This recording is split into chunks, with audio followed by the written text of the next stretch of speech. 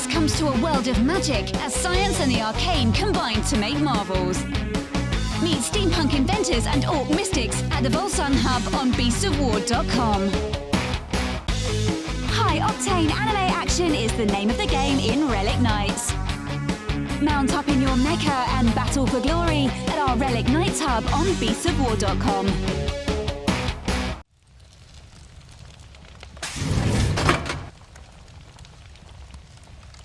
Hello everybody, welcome back. We're here to talk more about Total War Warhammer 2, and with myself and Ben today we have Matt Davis from Creative Assembly. Welcome, Matt.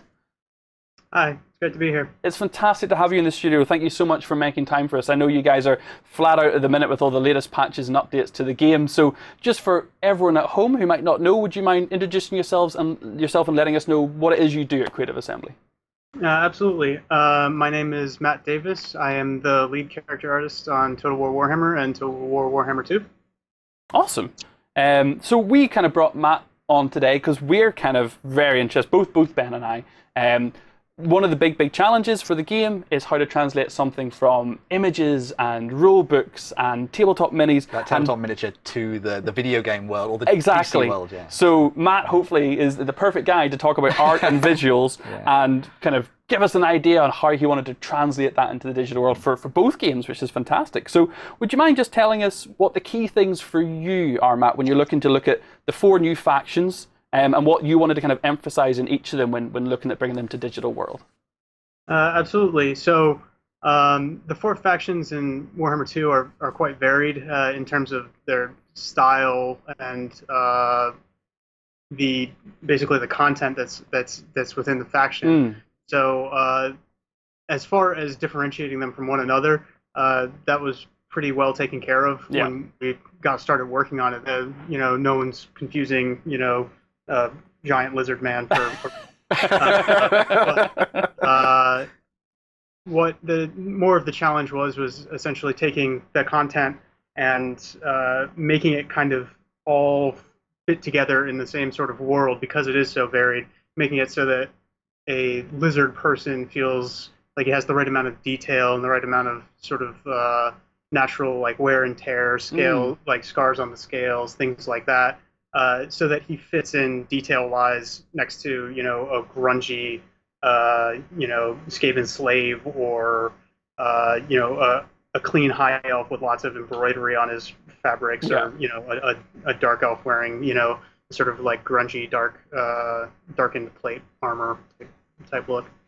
So most of the stuff, as you said, was already there. But in terms of when you started then to translate that into the game world, was there anything you were able to take a bit of like artistic license with? Were you able to kind of add a bit of flair? Because obviously you get to decide things like how their cloaks should move, how how the weapons should really look and feel when they're not just static. Was there anything there that you really were able to explore in? Oh, absolutely. We always use like the miniatures as a sort of like first point of reference, because obviously they kind of inform us on what the major breakup of the character is going to be from a distance, which is really good for us because obviously our camera is quite long in the game.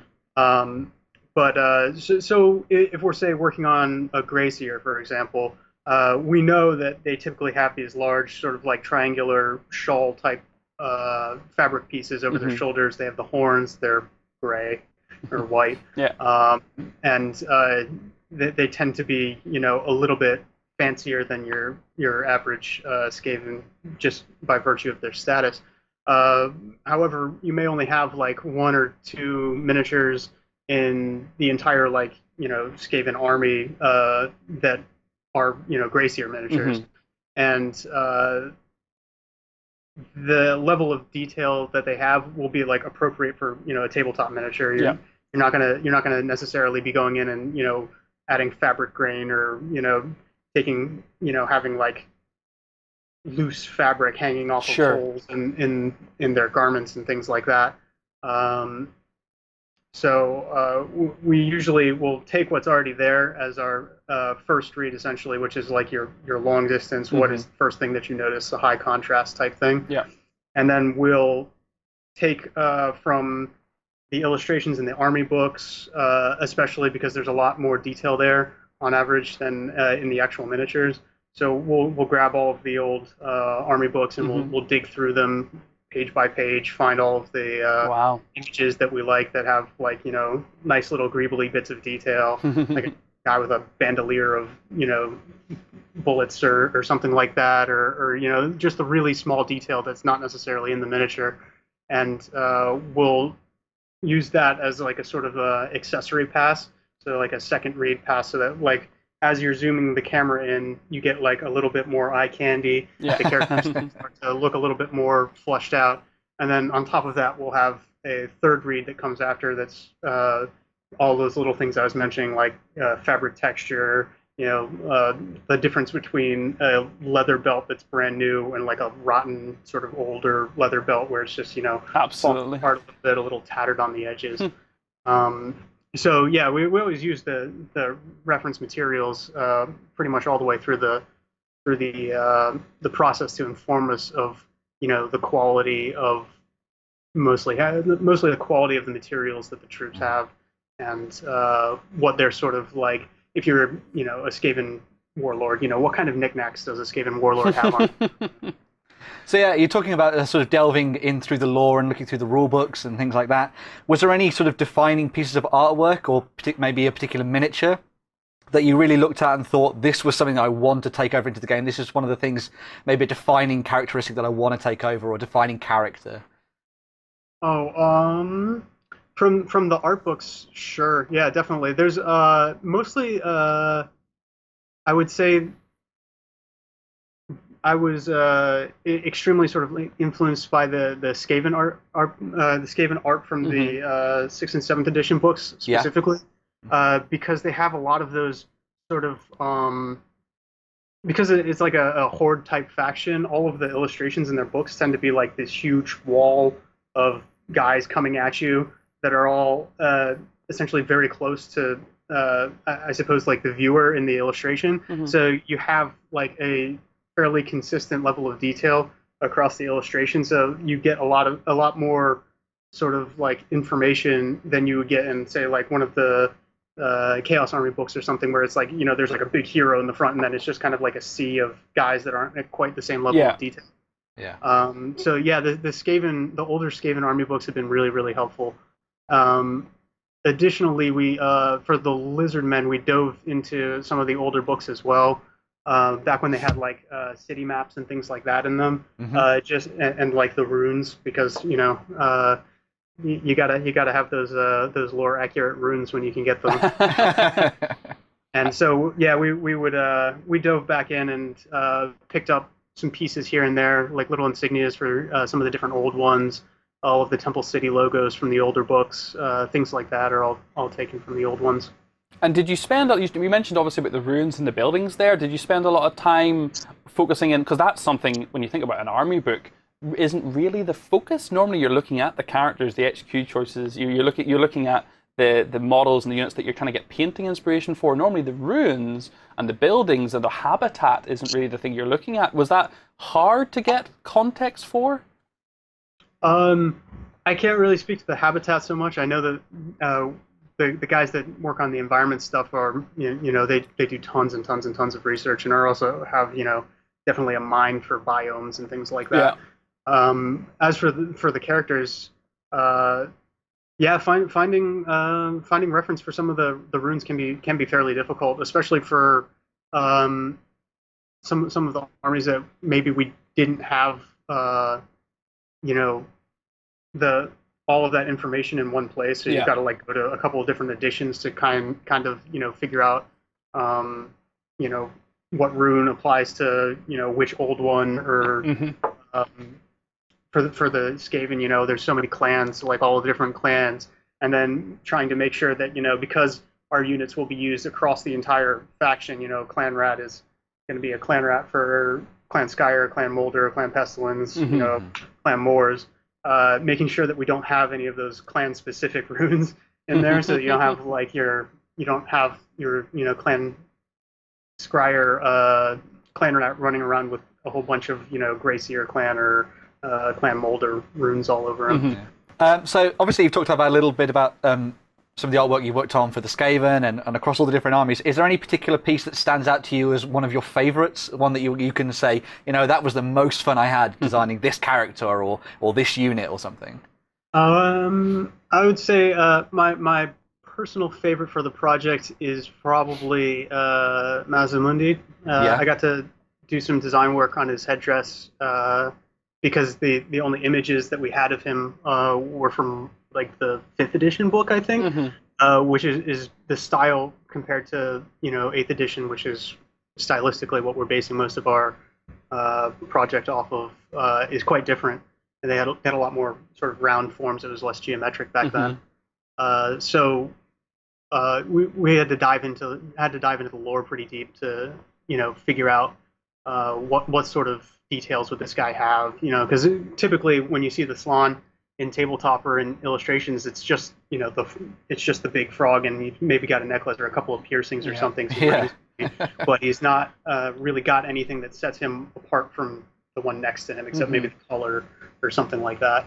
So we really wanted him to sort of stand out and have like this, he had like this headdress with these two sort of snakes pointing outwards in his original artwork. So we took that as sort of a starting point and kind of built this huge ridiculous headdress for him. It's got a whole bunch of different runes from all the different temple cities on this big sort of Aztec calendar style wheel in the middle of it, and all the ones from the old temple cities that have been destroyed are all like cracked and disheveled and stuff. And then the inside of that, there's like another sort of wheel that has 4 of the insignias of the old ones that kind of apply to the Slan. So that's really cool. just sort of digging deep and kind of bringing all of that sort of detail in. It was really awesome. Good fun. It is nice that you've been able to go back to editions far back as 5th edition and then try and revamp them and keep them fresh like they are in 8th, but have that little bit of creative license to do something that you think fits, but you're putting all the time and effort in to make sure it's very in keeping. It sounds absolutely fantastic, Matt.